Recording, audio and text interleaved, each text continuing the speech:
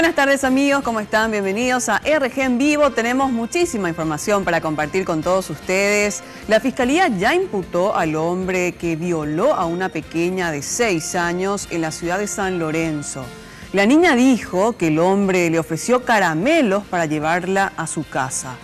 Ya se realizaron los estudios médicos, los análisis forenses, que evidentemente confirmaron que en reiteradas veces hubo una violación. Laura, contanos por favor, adelante. Cintia.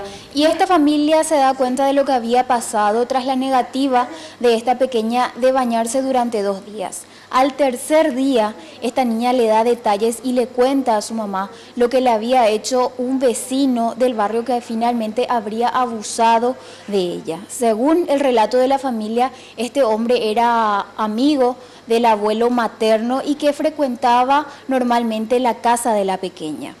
¿Qué es lo que revelan los resultados de los exámenes forenses? Y también qué es lo que reveló la niña ante una psicóloga del Ministerio Público. Esto es lo que nos decía al respecto el fiscal Javier Ortiz.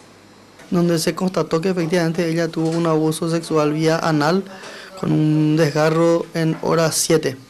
A nivel vaginal ella está intacta, ¿verdad? O sea, no hay agresión sexual en el vía vaginal. Y la niña en su declaración ante la psicóloga Karen Jasinski manifestó que en reiteradas ocasiones el hombre abusó, haciéndole manoseos en sus senos, en sus partes íntimas, en su cola, dijo la nena. También dijo que le besaba en la boca, en el cuello y que la penetró.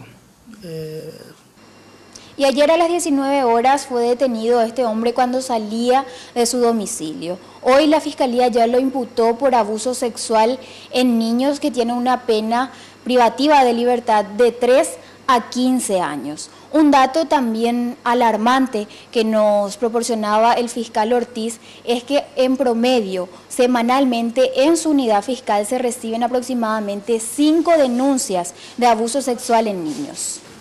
Muchísimas gracias, Laura Penalla, por esta información. Realmente terrible el caso, un nuevo caso de abuso sexual en menores de edad. Y también recordemos que cifras de UNICEF señalan que en nuestro país 4 niñas son abusadas por día. Ahora